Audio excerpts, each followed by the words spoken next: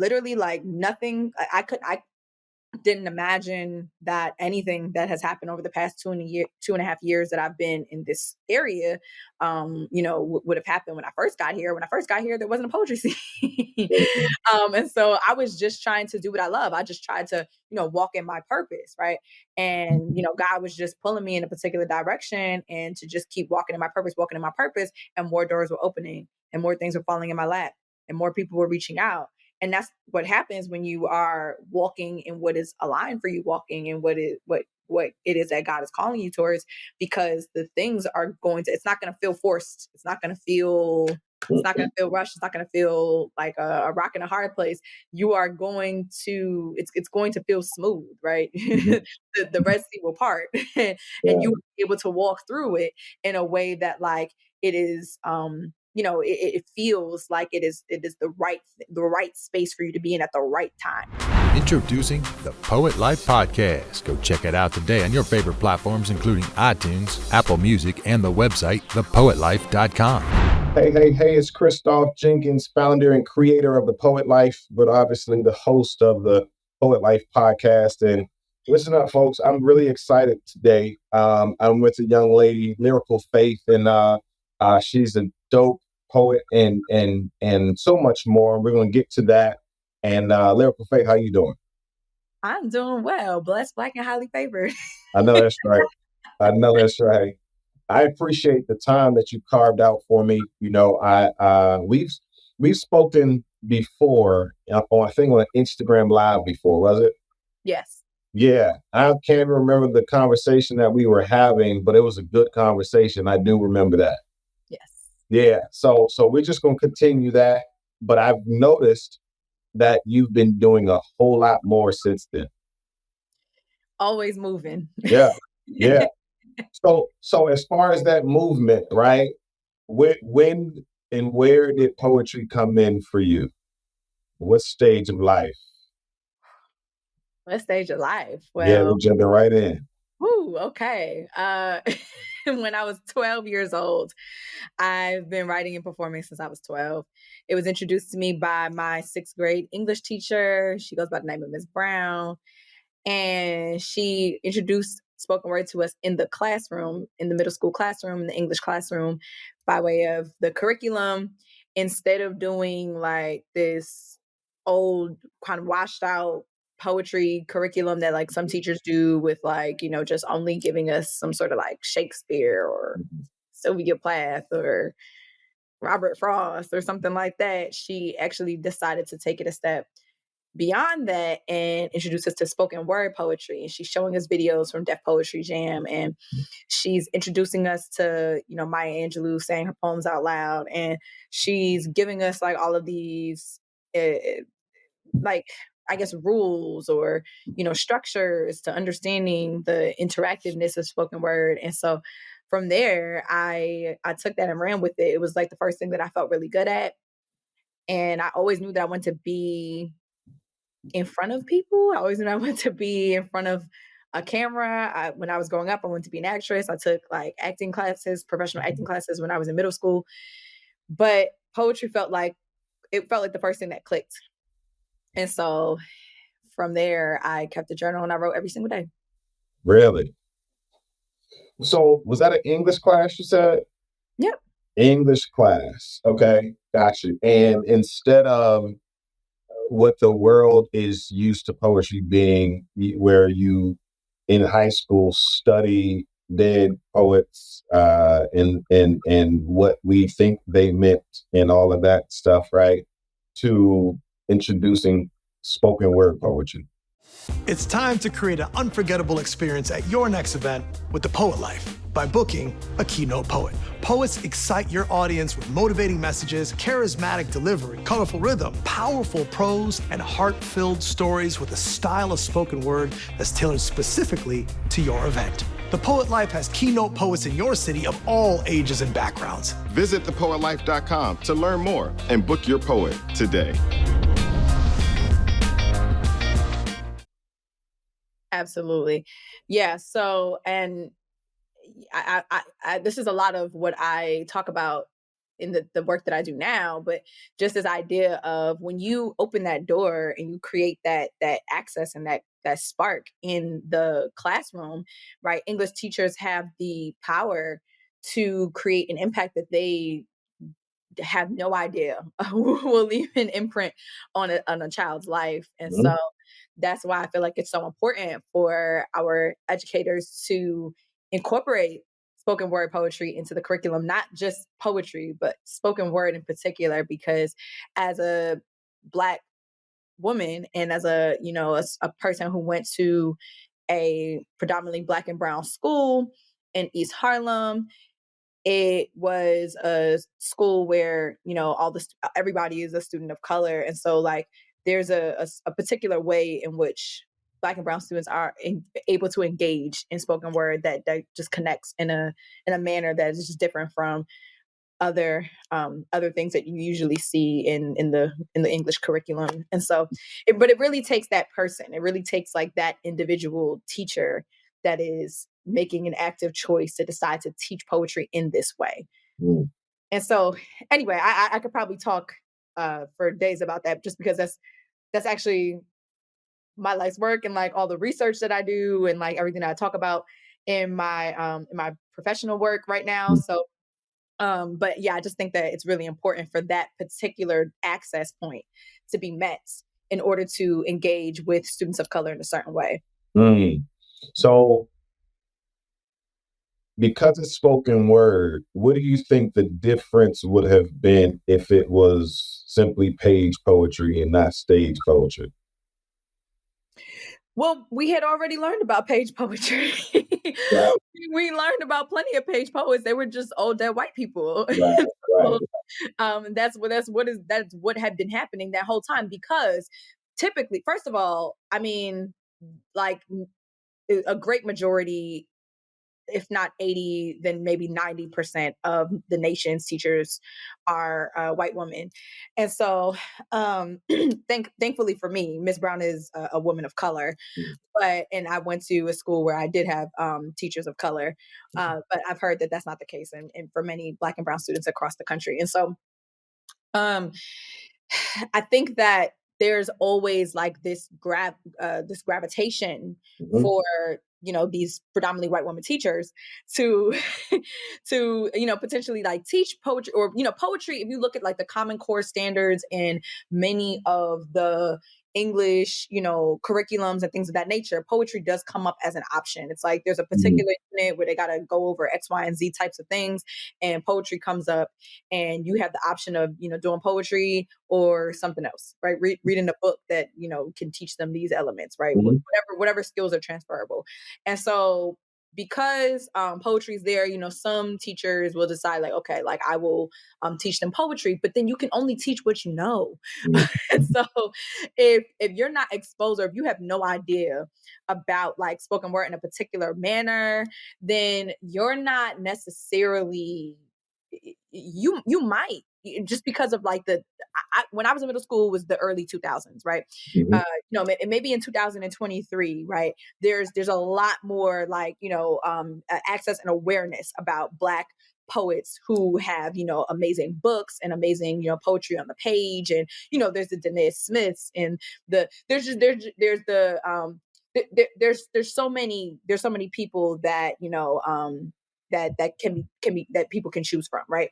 mhm, Uh, and when I say Danae Smith, just because Danae Smith is one of the many really masterful poets who have mastered writing poetry for the page and doing it on the stage, right? And so there's a connection there, right? But so there's probably more options now, but you can really only teach what you know. And so if you feel as though poetry can really only exist in a manner in which it is in a book, and the students need to look at it and read it and analyze it in a particular way, and that's the way in which you're going to teach it, right? If you're not necessarily engaged in spoken word experiences or spoken word culture, mhm, then you probably know less about the ability to be able to teach spoken word in the classroom. And so it just generally happens. Like it kind of like organically happens in a way in which teachers, English teachers, will teach poetry that is on the page. And if they have students of color, then they're, I would obviously think that they would try to find authors of color, because there's plenty of Black poets for them to choose from. Mhm. And so, obviously I think that would be happening, right? More so than like what I felt like was happening when I was back in school, right? Because like I said, we learned about Shakespeare and Sylvia Plath. And so I would assume that that's happening. But unless you're like engaged in spoken word, or you are aware of spoken word culture and an environment in a particular manner, you're not necessarily teaching spoken word. That's just it's not a thing that happens, right?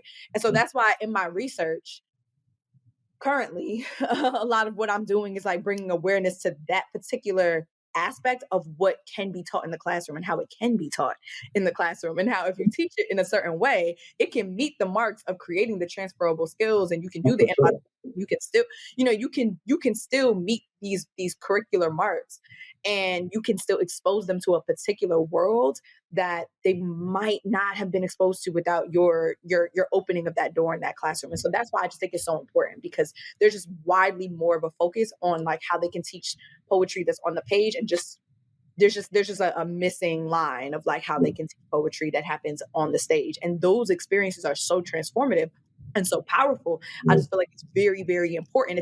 It's a missed opportunity if it's not talked about in the classrooms in a certain light. No, that's very true.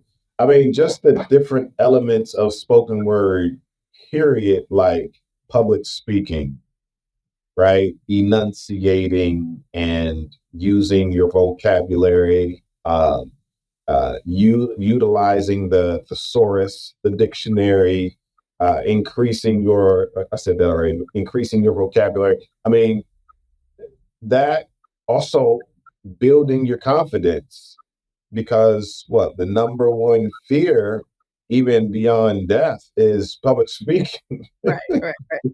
You would rather die than stand Stand in front of a crowd. Right, right, right. yeah, but like through something that is creative and attractive like that, will even take the focus away from, oh, I'm standing in front of my peers.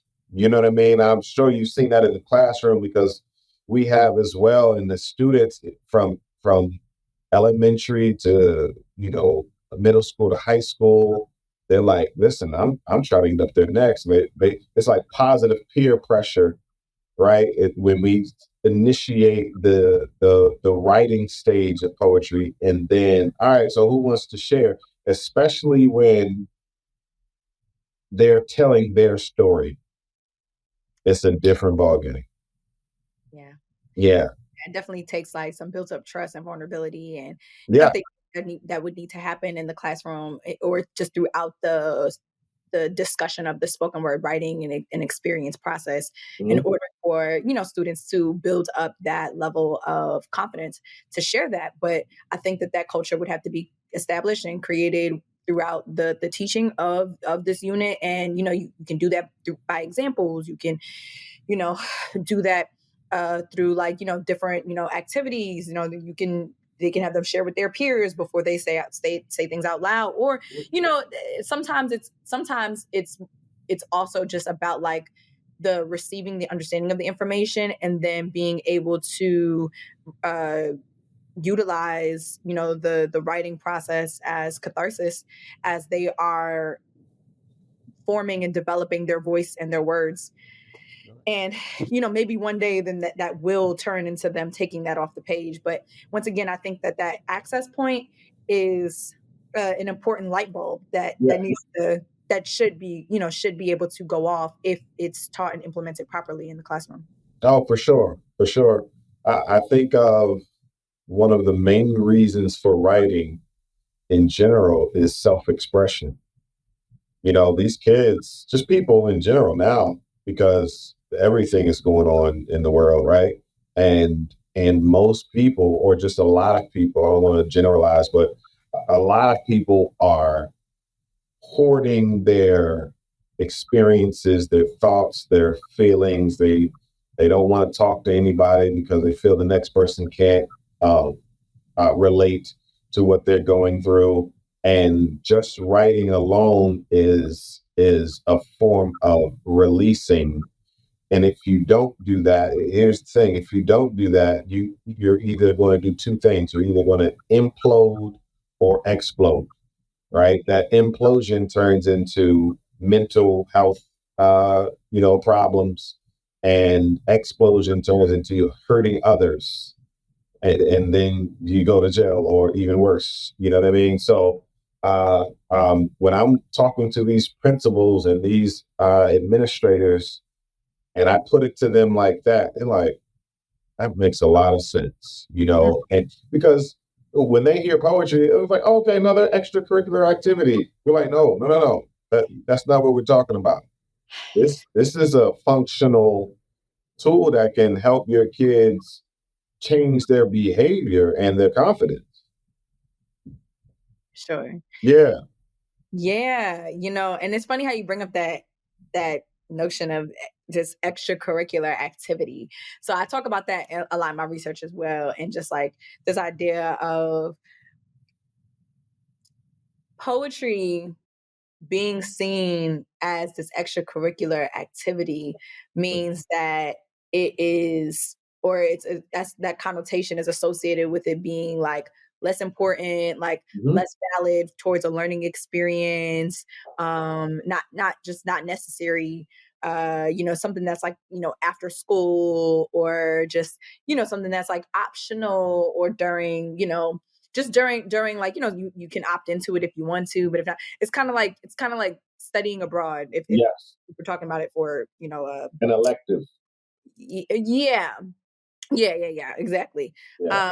Yeah, just like I also studied higher ed, so like this, Mhm. it's like this idea of studying abroad, where like, like Black students in particular, or students of color, they tend to not want to study abroad because it's too expensive. There's so many barriers, and it's also just seen as this luxury and just not this important part of a learning experience. Whereas like traveling the world will give you a learning experience that you cannot get on this campus, Mhm. and so it is necessary. And so anyway, I like to think about that in terms of like, how we're talking about like spoken word, right? Because if you look at the research and if you look at the literature on arts education, and you see what scholars have talked about when it comes to arts education, Mhm. there's so much discussion on, what arts education is, and how it's important, and how it's enriching, and how schools in certain, areas offer it, but then how there's also a disparity in, how white students are able to access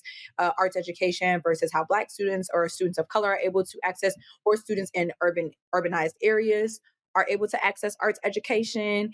And it's all of this like speculation as to why students of color aren't accessing arts education the same way that white students are accessing arts education. And that's a whole nother conversation. But then when you look at what they're defining arts education as: dance, Mhm. theater, music, Mhm. visual, Mhm. poetry is just not that's just not an option. Like no one looks at no one looks at poetry as arts education. They're Yep. like, maybe that's something that can happen in the English class, maybe, right? If there is a particular dedicated staff or staff member at the school, right? Then maybe like that person can start some sort of program, right? If, Mhm. if the school offers clubs, maybe, if there's a person that's qualified and interested in leading it, right? And that's them, a staff member or a teacher, taking additional time to focus and formulate, a club, right? Because I don't Mhm. believe, there's a teacher out there that can correct me wrong, I don't believe there's extra payment involved for being a club advisor. Um, I believe it's like just like additional, like, service that a service role that they take on. And so, there would have to be somebody who's like, focused minded in that path, to say like, oh, there's an interested group of students, I'm an interested person who has the ability to be able to advise this, or formulate this in some sort of way, and so let's do it. But that means that it's very slim pickings to Yep. be able to create some sort of like environment or experience where students can access spoken word. So that's why it generally, unless you have that type of lucky experience, right? It generally is not happening within schools. It's generally happening in the after school programs. It's generally happening in the community organizations. It's Mm, generally happening outside of school. And if you are a student that just like is for, for some reason you've discovered that this is something that you're interested in because of like the things that you see online. And so mhm, social media is big now. Social media wasn't a thing when I was, back in middle school, yeah, even most of high school. But you know what I'm saying? Like yeah, because of social media and those types of things that we have that students have now, they're probably like, oh, well, where can I find something like this in my city? Where can I find something like this in my community? Right. And that's only if your city or community has a thriving spoken word scene or yeah, thriving spoken word youth poetry programs and things like that. You know what I'm saying? So mhm, there's so many things that can be done to increase access mhm, to spoken word so that students can access it at a younger age essentially, yeah, and be able to kind of like utilize that and empower, themselves, and find their voices in a particular way. And I just say you never know the types of opportunities and doors that you're opening yeah, if there is more access available, particularly when it comes to students of color, and particularly around the ways in which students of color and Black students in particular engage mhm, in the arts. mhm, yep, yep. You know, and it also is great for those students on, I want to make sure I'm using the terminology correctly, but on the spectrum, if you will, those autistic children, like the arts is what really brings them alive, and opens their eyes and studies them, and it's interesting how some, I don't like to generalize again, but some schools don't recognize that. But at the same time, it takes the poet to explain and share that with them so they can actually see. And so tell me about your research and like you talked about you at 12 years old, right? Like from 12 to the high school years, where did it take you? Okay. So to the high school years. So similar to types of schools I've been describing, my high school didn't have any like extracurricular clubs or anything like that. I Mhm, mean, yeah, nothing of that nature, right? So after having found poetry in middle school, I'm thankful to this teacher and this unit, and me like sticking with it.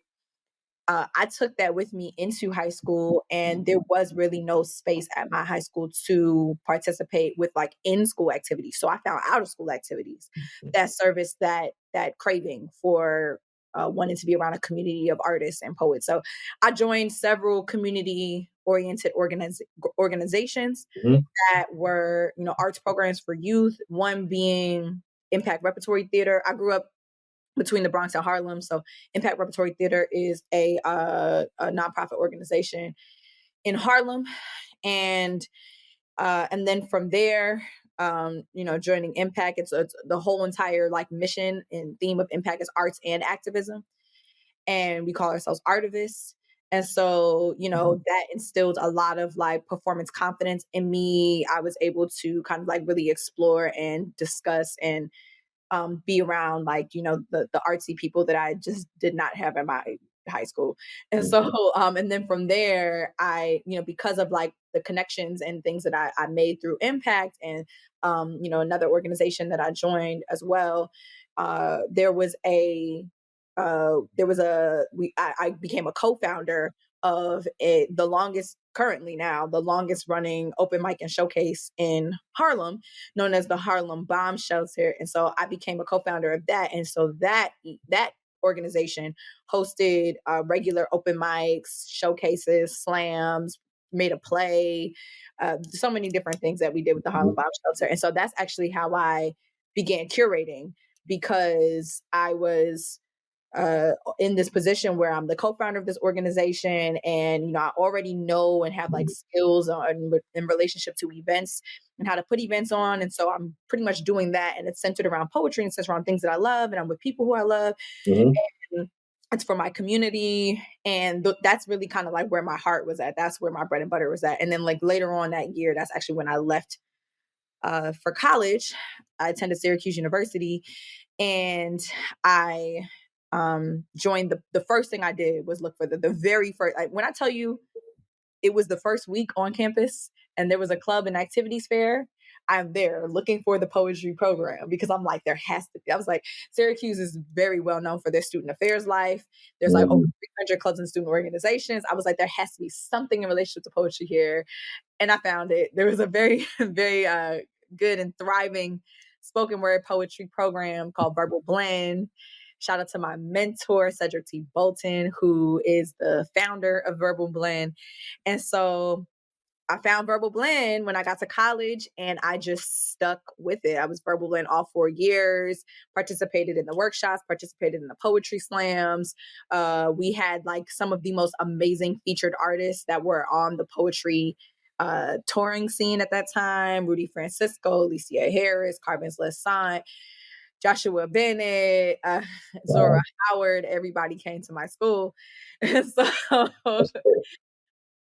And so Lemon, Shihan, they all were there. Bosia. So anyway, what I did and what I usually tell people that you should do is, if you're interested in like continuing to expand your spoken word career, right? You are, if you're moving to certain places, or if you're in certain communities, or if you're in certain cities, you are actively getting involved in the things that are around you in that space, and you are actively, forming, relationships with the programs and the artists and the people and the curators who are, creating artistic events and poetry events in your community. And you're hitting up every single open mic, and you're doing every event, and you're, never really turning down a chance to perform and share your stuff. And you're always working on new stuff, so you always have things to share. Yeah. And you're having community with people, because it's really through the community that you're finding like your identity as an artist. And that's what happened with me as well, right? Like, you're leaning on people for support and feedback, and bouncing ideas off of each other, and keeping each other inspired, and keeping each other motivated and sharp. And if you have like a mentor or like an elder in the poetry community that's sewing into you, like mine did, they're asking you like, well, what do you want your brand to be? Well, what do you want to be known for? Well, if you're talking about that, that means you're really passionate about that. You should write about that. And, all of the things that come along with like what's forming a young artist's mind as you are kind of like going out and endeavoring to, and then a mentor is also helping you in terms of like, okay, well, how do you want to take this to the next level? Like, how do you want to, when do you want to start charging for this? And all of those things as well. And so, all of those conversations that come along with as you're like forming your brand and your identity. So those are the things that happened with me. And then post college, of course, came back to the city and just started rocking and rolling. But you just gave a master class in the timeline of what you can and should do, when you're in a new space. I hear often, that there isn't a scene where I am. Open mic's not really a thing right now. And, my perspective on that is that's actually not a bad thing. It's not a bad thing, because if there's a void, that means you can fill it. Oh yeah, that's what I did. That's what I did where I'm at now. If there isn't a scene there, start one. Yeah, exactly. Literally. Yeah. Literally what I did. Yeah. So and not only the scene, but if you don't find or see poets in your area, be the poet to go to. Absolutely. Right. So that means there's no saturation. There's no competition, if you will.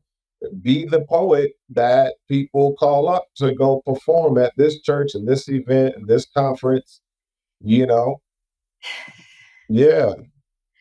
100%. Yeah. Because I don't think I told the people where I'm at and what I'm doing now, but Yeah. so currently I'm in my third year of my PhD program. Woo! The University of Massachusetts at Amherst, the largest public research institution in the state of Massachusetts, as well as the entire New England region. And I am in the social justice education program. My research focus is in arts and activism through the lens of spoken word poetry, to be brief, because no one will have the capacity to understand exactly what I'm doing, but unless we're up here talking for like another 15 minutes about it. But yeah, so when I moved to Western Mass, if you know anything about Western Massachusetts, you don't know anything about Western Massachusetts. And so anytime I tell anybody that I live in Massachusetts, they automatically think I'm in Boston. I have to explain to them I'm literally nowhere near Boston. Um, I am closer to Connecticut than I am to Boston. But even Connecticut is like an hour away. The largest major city is Springfield, Massachusetts, but in general, I I live and convene and work in a very small town, surrounded by very small towns. There are more farms out here than anything else, and so you could probably imagine that when I had to move out here 2.5 years ago from New York City, of which where I was born and raised, and the state in which I've resided in my entire life. uh, it was a very, very adverse experience. So anyway, moved here. The first thing I do, like I did in my other situations that I've been in throughout my life, is I immediately start looking up the poetry scene and the poetry programs and poetry events and the poetry curators. And this was 2021. And if anybody remembers anything about 2021, it was real pandemic-y, and there wasn't really nothing popping at all. The closest anything popping was in Boston, which is a 2-hour drive. And so, um, and so there, like, as far as the actual area in which I knew I had to live and reside for the next 5 to 7 years potentially, there was nothing as far as I could see. Or if there was something, it completely never came back. It didn't come back in, it wasn't back in fruition just because of, everything having been closed down. So I said, I got to do something about this. So I, being the person that I am, I guess I went ahead and I just started making connections, started sending out emails, started setting up meetings with people. And I, from there, it spiraled into me being the host and curator of 3 poetry events in the 3 poetry open mic and showcase series in the area. And so I am the host and curator of the monthly open mic and showcase poetry night that happens on campus at UMass Amherst. I bring an award-winning, renowned spoken word artist out to campus to feature for a particular showcase night that happens every month. And I've done a lot of groundwork, a lot of organic interactions with like the undergrad students, the grad students, the community members, the staff members, the faculty people, all of that, just to pretty much gather and create a crowd and gather and create an audience that I was able to grow and build. And I've been doing that. I started my first showcase with doing that, curating that, was in February 2022. So I've been doing that for almost 2 years now. And it has grown beautifully. And so I did that. I'm also the host and curator of a open mic and showcase that happens at a Black-owned restaurant in downtown Springfield called Dewey's Lounge. And I've been doing that since January 2022. And so, in that scene, it's like, the folks that are in Springfield, Massachusetts, which are, there are a lot of Black folks there. And so there's this, this young adult, scene. It's like Dewey's is like a jazz lounge. And so it's this cool vibe. And people are Black and people are, having fun and people are super unapologetic. And there's like, poets and artists in that area, and they've been coming out and they've been supporting me. And for somebody who's not, from that community, but has like, merged and have become of that community because I was able to kind of like bring some of my experience and my skills and kind of like merge relationships with the folks in that area and in that scene, that's a blessing, right? Because people could be like, who's this? Like, I'm not supporting you. So, and so those are just some of the things that happened. And then I was also hosting another showcase in downtown Amherst for a while as well. And from there, the word just got around town. Like there were so many people that reached out to me. I began to be the person that was the person to call or email when a local teacher at the high school wanted to have a poetry workshop with their students, when people found out that I taught poetry workshops. And so I've traveled and I've done poetry workshops at high schools, middle schools, and in elementary school all across the area of Western Massachusetts. I've been on NPR because the station, the radio station out here, New England Public Media, which is a subset of NPR, has had me be the co-producer of various like shows and events that they've had. And I've been, on commercials on the radio and this, that, and the third with NPR, with NEPM. And I, am now the co-producer and the host of the annual Pioneer Valley or Regional Youth Poetry Slam that happens here every year. And the first one happened earlier this year in April, and the second one is going to happen later on this year in this upcoming April 2024. And I just had a meeting with them about that this morning. And so there have been so many opportunities and doors that have opened alone just from me deciding that I wanted to create a scene. and really speaking, me creating the scene was selfish. I wanted a scene here because I just knew that I wasn't good. If I had to live here and work here and exist here, I wanted some sort of poetry. I wanted some sort of community and some sort of interaction with poetry. And if I didn't have that, I felt like I was going to go crazy. And so me having that, it spiraled into everything, like all of these business endeavors, all these community relationships that have been formed, that have been built, and that have been monumental and instrumental to the actual purpose of why I'm here, which is my research and me being a PhD student, a doctoral student in studying spoken word poetry as it pertains to youth, as it pertains to youth of color, as it pertains to Black youth that are in schools, and how they can engage with spoken word in school and outside of school as it pertains to poetry slam. And so that's really my life's work and what I spend 100% of my time doing since I've been here for the past 2.5 years now.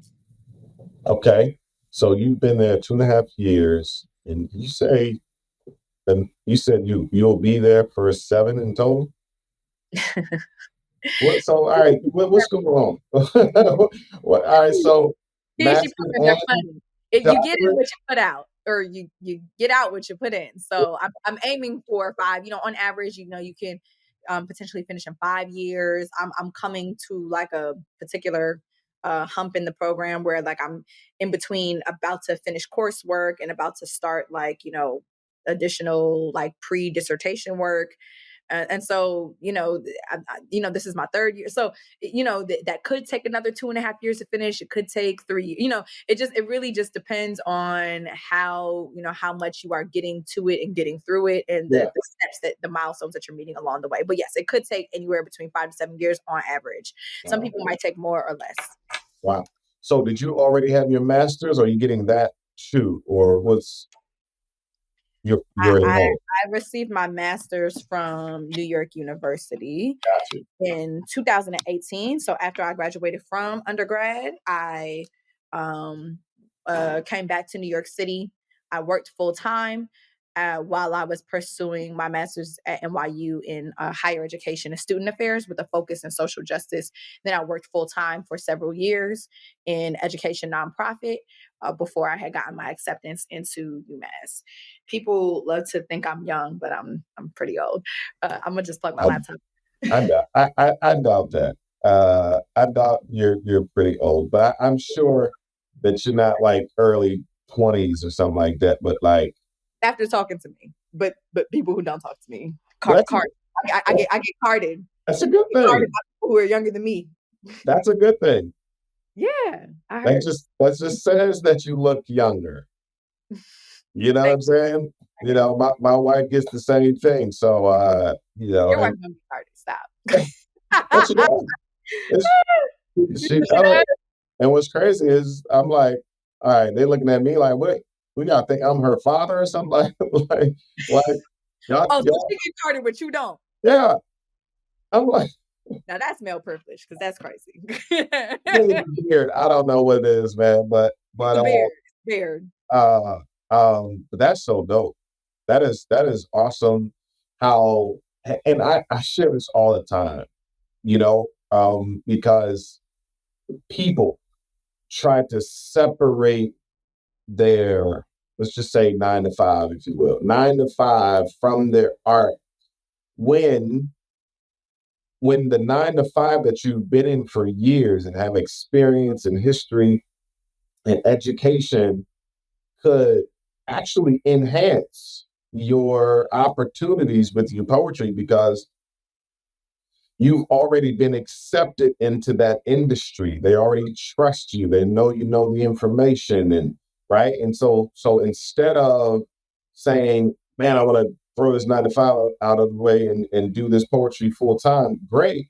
However, find somewhere in that industry where you can actually infuse your poetry into that industry to where because you have, I guess, elder statesmen in that industry, then that would also say, if you did the research like you're doing, probably not necessarily to the extent of what you're trying to do, but like if you saw that in hospitality, you could leverage your spoken word. I know a poet, my God, was it Cubs the poet?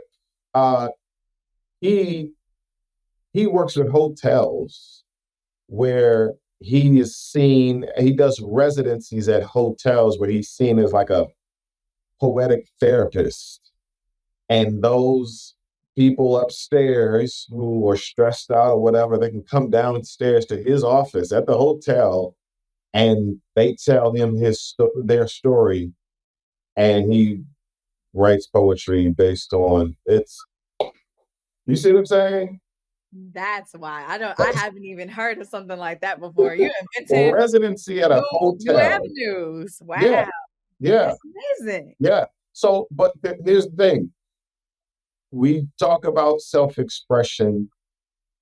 That is a form of expressing yourself, getting the stress off you, letting somebody be that listening ear, and then they either write it for you, but also they might show you how to write it. So it now becomes a tool in your tool belt to help you get to where you need to be emotionally and mentally. Mhm. You know what I mean? So um, I like that so much. Tell me about some of the things that you've been doing. I've seen pictures and videos. You standing in front of groups of people and things of that nature. I want to know about, what are those different opportunities? What are they looking like to you? What are the different opportunities looking like? Yeah, I mean, I've been hosting, right? Mhm, I've been poetry workshopping. mhm, mhm. I have been keynote speeching. Stop right there. The keynotes, the keynote poet, right? I've always asked that question. Why aren't more poets speakers? When they already command the stage and control the crowd and enunciate all that, why do you think that we have not equated the skill for spoken word to public speaking? You know, I think it's interesting, right? You have to be able to transform a little bit. And you have to be able to have a particular set or you have to have a baseline for what it is that you are, um the story that it is that you're trying to tell. And I think that as poets, we generally have that foundational knowledge of being able to tell a story. And even as we're doing a feature set, I mean, a feature set is almost a mini keynote. It's just one that, like, that you created for your brand. Yes. And as opposed to like an organization telling you, hey, we need you to do this Sure. for these people. Mhm. Um, and so, so as we are, let's say, so as a featured poet, right, how to do a set and, flawlessly connect the dots between, Mhm. it's all your story, right? Mhm. So, Mhm. you're connecting the dots, from your intro piece to your outro piece, to everything that you're doing in between, to how you're talking us through it and how you're walking us through these points and times in your life and your thoughts and your emotions, right? You might be telling little funny stories or jokes in between, right? Mhm. Uh, if you're crafting your feature, masterfully. Mhm. And so a keynote, there is Mhm. that is a thing, but you are addressing a particular crowd for a particular reason, right? They need you to they need you to be empowering, because these are students that might be facing a particular set of challenges, and you need to give us all empowering stuff. And there needs to be some sort of connection to education, because we want to encourage them to stay in school. Or you need to be inspiring, because these are people that all suffer from addiction, and you can't say certain things that will trigger them. And you can't say certain things that might demotivate them, or Mhm. what I'm saying. And so there's that. Or these are athletes, or these are all entrepreneurs, or Mhm. whatever it is. And so you're crafting, and if you are, like I said, a masterful spoken word artist that does go around and has like a lot of feature opportunities, then your poems, your tool belt. And so how to arrange whatever you have in a particular way to tell a particular story. And you can honestly, if you do it right, you can honestly connect almost anything with almost anything. Mhm. You just got to know what to say and how to work around that. So I will say that, when I did my recent keynote speech, it was for a youth empowerment symposium for students, all Black and Latino students in Hartford Public Schools. And these are students, these particular students were a part of a program where they were taken out of their urban inner city schools and they were placed in suburban, predominantly Mhm. white schools. And so this symposium was like the first time that a lot of them were brought together in the same room with a lot of people who look like them and who've been in the same situations like them. If you think about like the hate you give, like similar notions to like, maybe feeling like a misfit, based on where you're from, but based on like, and where you go to school at.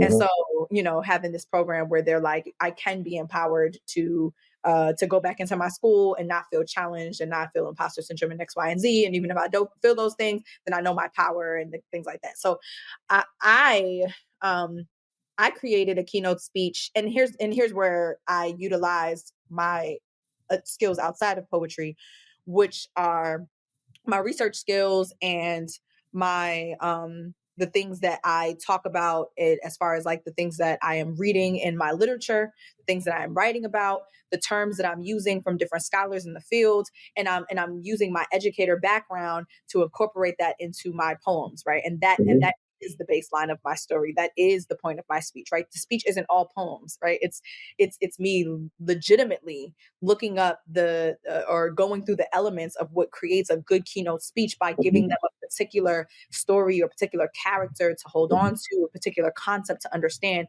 and then taking them through like, how this relates to them in this present day, in this present time, and Mhm. how this can push them forward through whatever struggle they are experiencing, and how my poems can intertwine and relate to those stories. Mhm. And so I did that by talking about Frederick Douglass. Mhm. And I did that by talking about the education system and how it's flawed. And I did that by talking about freedom dreaming and Afrofuturism. And so and then implementing my poems in different areas where it made sense. And so that's how I structured mine. But you poets structure yours the way that it's best fit for you, and the way that it's best fit for the skills and the background knowledge and the life story and the life experiences that you come with. And that's what makes you unique, right? You bring whatever it is that you bring to the table. And oh, I hate that phrase. You bring whatever it is that you bring from whatever your life is leading you to bring, based off of, like, because they reach out to you for a reason, right? These people found me. They found me. In fact, they didn't even find me directly. They looked, they Googled me and didn't know how to get in contact with me. So they contacted my job, and my job contacted me to let me know that they were looking for me. You know what I'm saying? So they found you because, however they found you, right? You fit a particular archetype. Or let's say they didn't find you. Let's say you found them, but then they accepted you. They were like, hey, we do want you to do this. You fit a particular archetype for what they are looking for, as far as like who they feel like would be the best presenter for their population, right? There is a match. So whatever it is that you bring, right, is important, is essential, is the connecting bridge to whatever it is that they saw in you, right? So you just have to kind of like channel that and see that in yourself. Yeah. and then bring whatever that is, because whatever it is that you're talking about in your poems, whatever it is they see you doing in your work, in the community, in your professional life, they know that like bringing that knowledge to their community is going to be helpful to them. So honestly, it really is uniquely you that makes the keynote speech and what it is. Yeah. And so poets should absolutely tap into that, because all we're doing is really telling our stories, and that's what we're already professionals at anyway. Yeah. Yeah. I'm so glad that you confirmed that, because that industry has already been established, right? The public speaking industry is already established, which means there's already a going rate, and right, and even the most amateur can get $500, can get $1,000 for their speech. But like, for you to be a public speaker that can also infuse spoken word into your presentation, that has you stand out from the crowd and even increases your value. Yep. Right? Yep. Because even the most veteran of public speakers can't do what you do. Absolutely. Absolutely. Even the most veteran of public speakers are not poets. Exactly. they're not, and they might bring people to, tears or emotional, emotional experiences. Yeah. But you're doing that too, but you're doing it in a different way. You're doing it in a way that they can't do. And so you're capitalizing off of that. Yeah. So for sure. And for people, I guess, laypersons outside of poetry, who might not accept you as, hey, I'm a poet, but they may accept you as, I'm a public speaker who infuses poetry into my presentation. I'm like, oh, that's it. You see what I'm saying? It's for the people who only know poetry to be what they knew it to be in high school. They'll be like, oh, we've never had that before. How much is that, right? So I and for fixed-minded people, they may say, well, I want poetry to be at the forefront. And well, here's the thing, it takes time for poetry to be at the forefront, and it takes you making the case study that poetry can be at the forefront. So people have to see it. If they don't know, they don't know. They're not going to experiment with their money. So you got to show them that, listen, man, like, no, I need you to see that poetry has just as much as value, or even more, than any other art form out there. You know what I'm saying? And so I can appreciate what you're doing. I love how you're infusing all of what you're doing. That is the perfect example of you creating the life you want to live. Yeah, no, 100%. And I will say, like, if you are a poet that is trying to figure out how you can, do the keynote thing, or like, write a keynote speech that is, unique to you, but you're trying to figure out where to start, I would say it would help to look at TED Talks by poets, right? Because that's literally what they're doing. So there's a really, really great TED Talk by Pages Matam. I would suggest that one. There's also a great TED Talk by Shaspa Ray. I would also suggest that. And and there's tons of others. And so you can see like how they are talking about something or talking about an idea or engaging.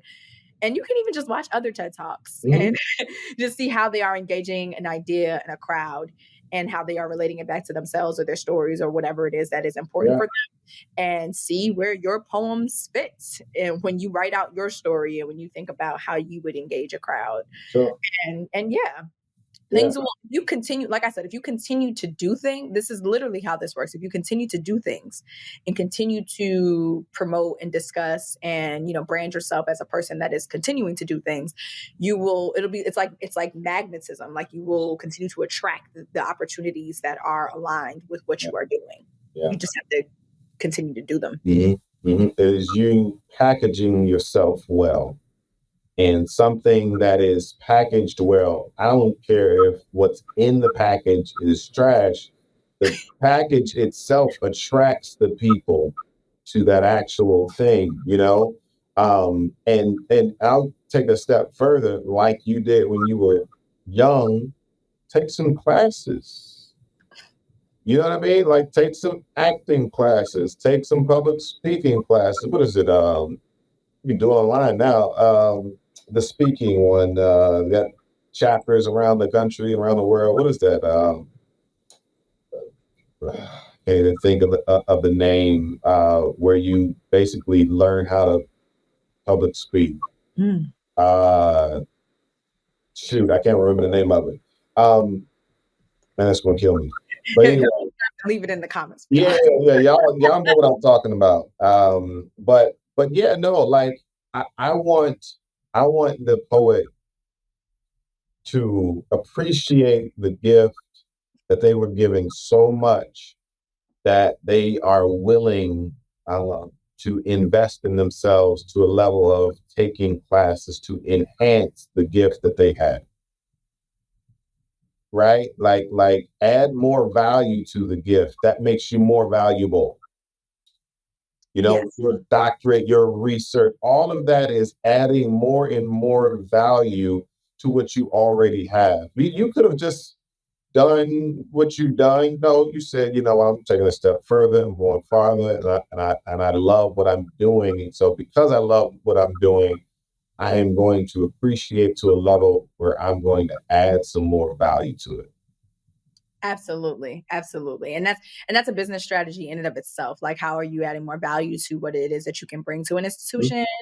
Right. When I get reached out to by colleges and universities and, schools and whatever, how it is that you can add a particular value to their student population that they feel like there's a need for, and that you can, fill that void. And that is how you get a certain dollar amount discussed, and that's how you get called back for things, and that's how you build relationships with people and students and places. That's how you become known for those things, right? I'm just literally like nothing. I didn't imagine that anything that has happened over the past 2.5 years that I've been in this area, would have happened when I first got here. When I first got here, there wasn't a poetry scene. And so I was just trying to do what I love. I just tried to, walk in my purpose. Right. And, God was just pulling me in a particular direction, and to just keep walking in my purpose, and more doors were opening and more things were falling in my lap and more people were reaching out. And that's what happens when you are walking in what is aligned for you, walking in what it is that God is calling you towards, because the things are it's not going to feel forced. It's not going to feel rushed. It's not going to feel like a rock in a hard place. You are going to, it's going to feel smooth, right? The Red Sea will part and you will be able to walk through it in a way that like it is, it feels like it is the right space for you to be in at the right time, right? Mhm. These people, they called me, right? The regional youth poetry slam did not exist before this year, right? And they reached out to me because it just so happened that there was a group of students that saw a poet perform there, and they said that they really wanted this thing to happen for them, and they wanted to be a part of a slam. And people in the area were like, oh well, who can be reached out to for this? And then all of a sudden, like, my name got floated to the executive director several times, and I got Mhm. a call. So Mhm. if you're walking in your purpose, if you're walking your path, things are going to align, they're going to open up for you, right? And Mhm. so you said that thing about building and creating, the lifestyle that you want, right? We talked about this whole nine to five, and like, people feeling like they have to separate their 9 to 5 and their 5 to 9. Mhm. No, make that your 24. Like, you can make that your 24, right? Minus your sleep and self-care and the things you gotta do for Yeah, yourself. yeah. Um, you can make you can make that your 24 and not feel like you have to be so siloed and live these separate lives Mhm. if you are truly walking your path and you're dedicating your time and your mind and your energy to the spaces that are attracting you and that you are attracted to, right? There's a certain ease and agility that comes with being in spaces that want you there. Yeah. Yeah. And in that, you don't have to chase anything. Oh yeah, You've been attracted to yourself never because change. you make yourself more attractive, and people can see that you're walking in your purpose. And your worth and your value, right? Never chase, right? There's an expression about, like, just like value, and how, when we're talking about, like, when people try to ask you to, like, lower your price, or these discounts or whatever, you think about how people pay for what they find value in. Mhm. People are attracted to what they find value in. And when you think about brands, like, for example, Louis Vuitton, right? Louis Vuitton never goes on sale. And yet there are many people that walk around with Louis Vuittons, right? Yep. And they've created a particular luxury brand that, like, people just find value in and they are attracted to. And so they will save and they will work to get that Louis Vuitton, right? And it's not because it went on sale; it's because they want that Louis Vuitton. So be the Louis Vuitton. Don't. You just said what I say all the time. Be your own celebrity. Be your own celebrity and be your biggest fan, you know? And because we, as mere mortals, if you will, we worship celebrities. Okay, cool. Treat yourself like a celebrity and present yourself as such. Because if you don't, you all fall into that imposter syndrome. I really don't believe that you should be 100% humble. I think there's a safe balance, leveraging ego, because where does your confidence come from? Like, the word ego is not 100% negative. I believe that. Yeah. Yeah. Because if you're 100% humble, people are going to walk all over you. Yes. And also, who are you to humble me when I serve God, right? Like, you should not. You know what I'm saying? Like, people will try to humble you. Yeah. And it's crazy. I can't believe you said that, because I was just Mhm. talking about that today. But people will try to humble you. People will, send you messages and leave comments and say things about you and make you, oh, this person thinks they all that and they this, that, and the third. Well, clearly I'm doing something right, because because you wouldn't be talking about me if I wasn't, Right. right? And so, you know what I'm saying? Like, and then, and who are you to say that I shouldn't be what I believe that I am? Like, who are you to say that I shouldn't be great, right? Mhm. When my goal is to be great. I've spent so much time being told that I'm not great by this world, Mhm. especially as a Black person, especially as a Black woman, right? And especially as, whatever you are, whatever, whatever struggles or whatever, whoever has been through, right? You spend so much time being told that you are not great by this world. Why at the moment in the time that you've built and you've worked and shed blood, sweat, and tears, that Mhm. you can't feel like you are who you actually say you are? Mhm. Be great. Yeah. Yeah. Let your light shine, right? People want to talk about it, but then don't want to let people feel and be about it. You know what I'm saying? Yeah. Mhm. So yeah, don't I hate this idea where this culture where people feel like they could just humble you. Right. Like, only Right. person I'm getting humbled by is God Yeah. himself. Yeah. Yeah. It's very real. It's very real, and I think we've been conditioned to believe that we can't say that we are great, and somebody else has to say that we are great. Like, I had that conversation with somebody. I can't remember who it was, but I said, "Well, you're great." She was like, "Well, no, I'll let somebody else say that I'm great." I'm like, "No, no, Yeah. I can't let you believe that. I can't let you, in good faith. I could not let you believe that you can't believe and say that you're great at what you do. Your art is yeah, yeah, it's out there for people to believe that it is egotistical to say that you're great.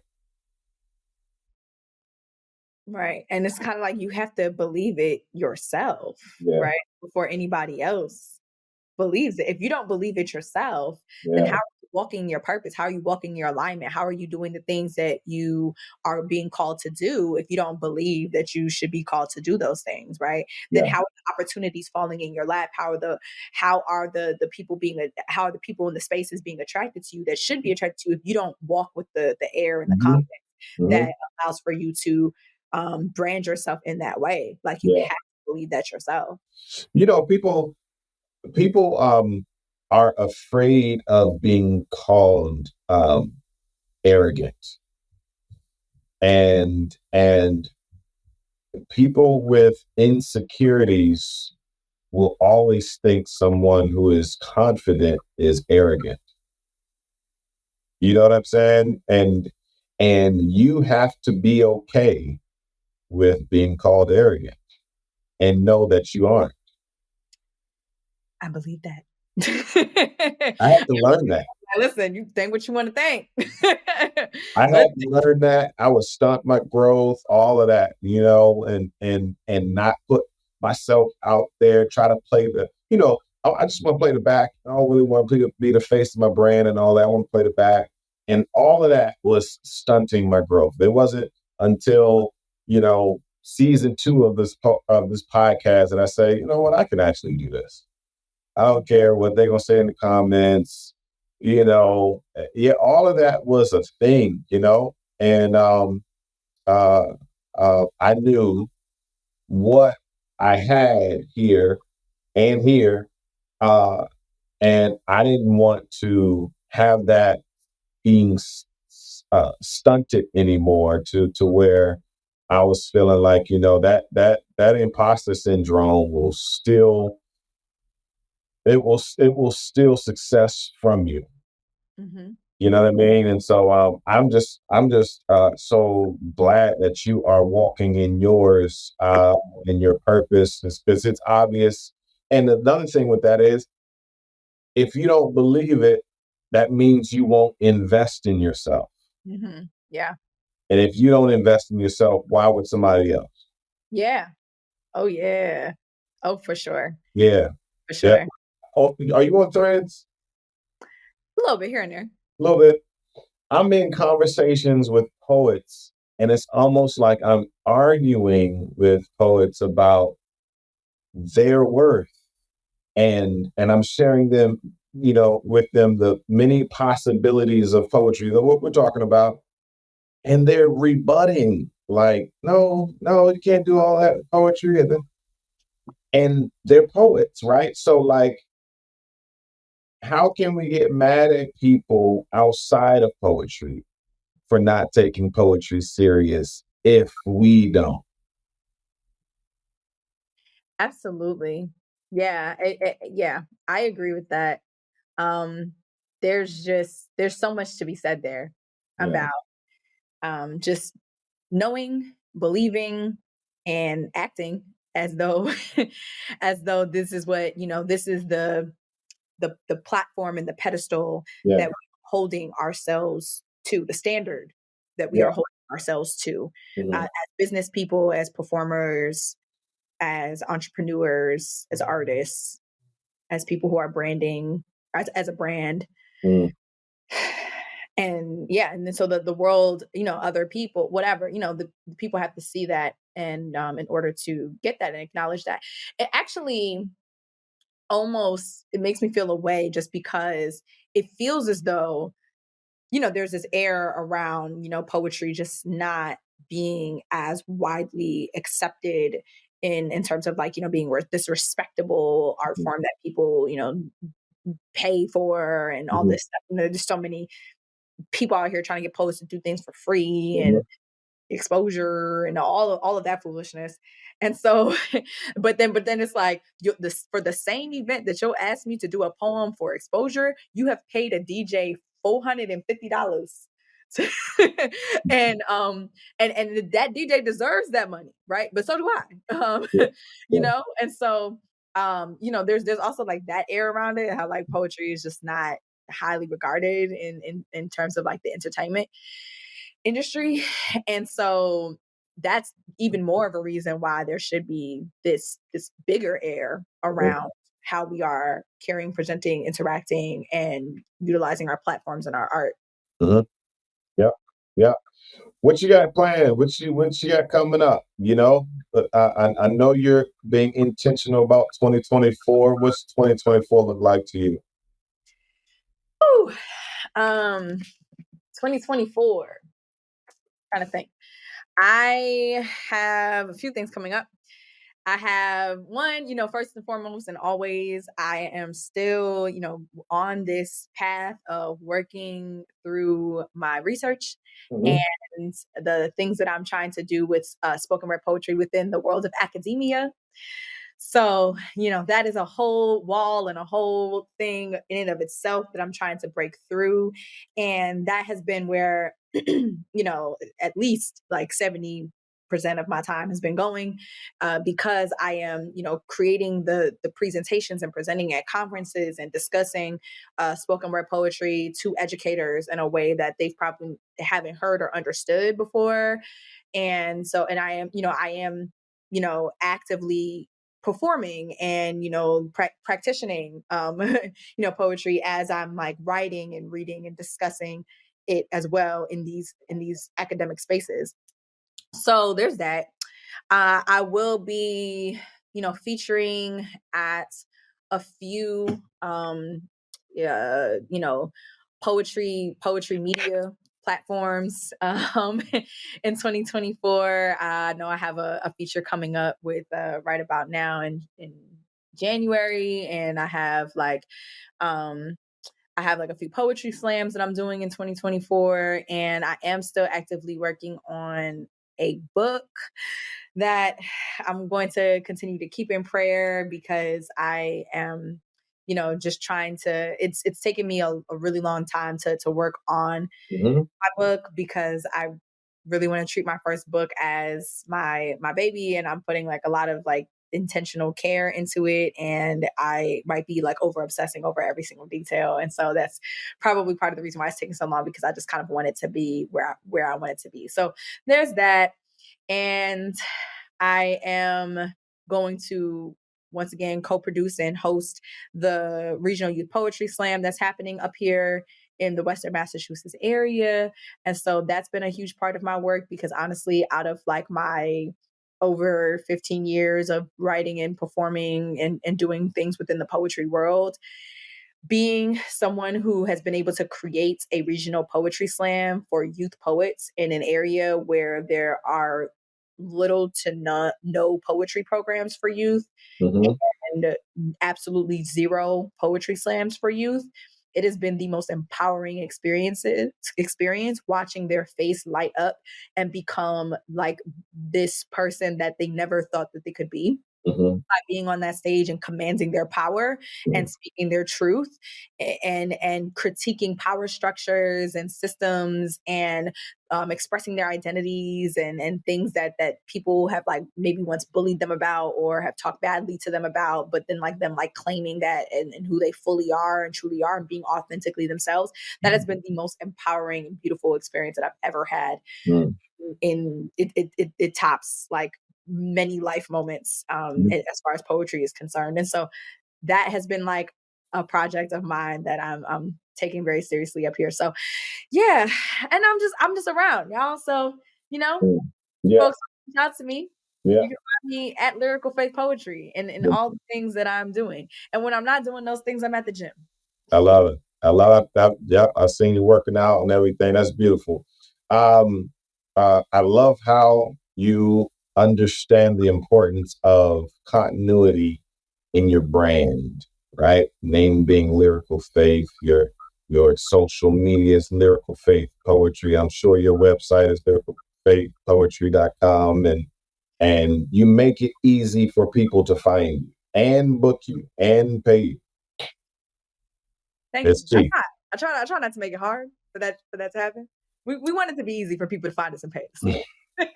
Yeah, yeah, and that is one of the things, the major things that makes one attractive, right? Is again continuity in the packaging, and we just I see it all the time. An artist is one thing on this platform, another thing on that platform, and I'm like, all right, so I want to book you, but which one? And so more power to you. Continue to do what you're doing. I'm glad that we had this opportunity to reconnect and get to your story. We're going to do our best to get this out because not just to promote you, but uh, other people, not just poets, will get so much out of your journey. So again, I really appreciate it. If you could leave anything that comes to mind to inspire the people, what do you think it might be?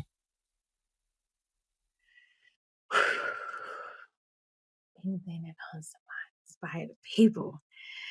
I think the people should really know that, and I said this, I touched on this briefly earlier, but I think you should really know that it's you, right?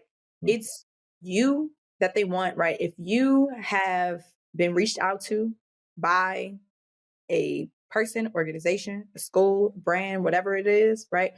They saw something in you. And so I need you to see that in yourself in Mm, order to believe that you are the match that they're looking for and that you have whatever it takes to deliver that, right? I think sometimes we, psych ourselves out or, there's this whole confidence thing. And, if you feel like you didn't do what XYZ poet, who's been around on the scene for 10 years already has done, then like, maybe you're not the person for this job. And that's mm, how imposter syndrome works, right? Like we're in, as a Black woman who's attended PWIs since mm, 2012, right?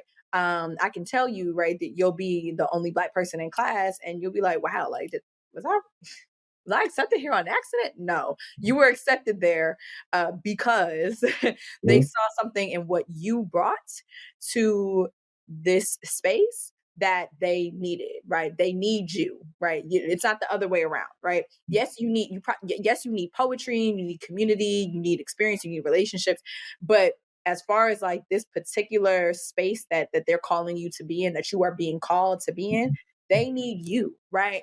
And so you have to know that you are the person that's needed, right? You have to know that you are the person that is special and unique and that has a voice and a story that no one else can tell. mm, Only you can tell your story.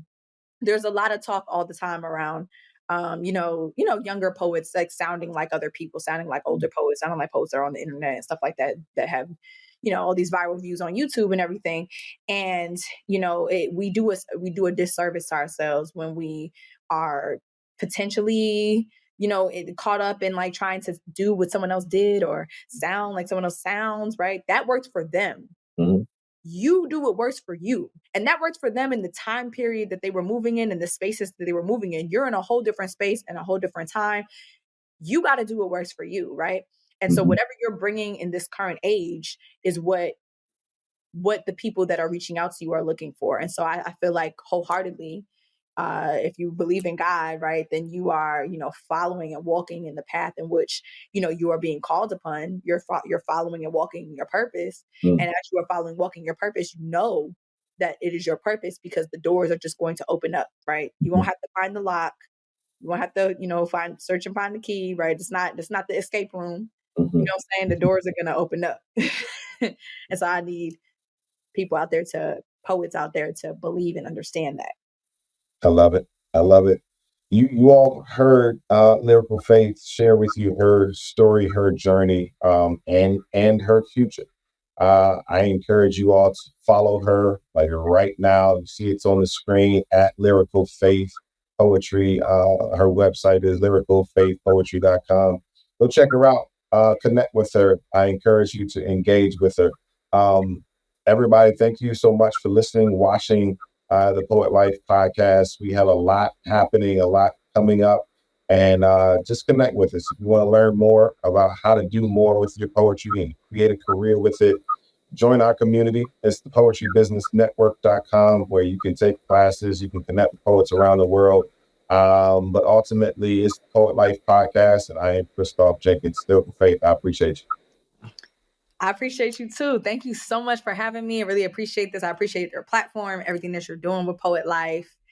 And I am grateful that we had the opportunity to share space today. Beautiful. It won't be the last.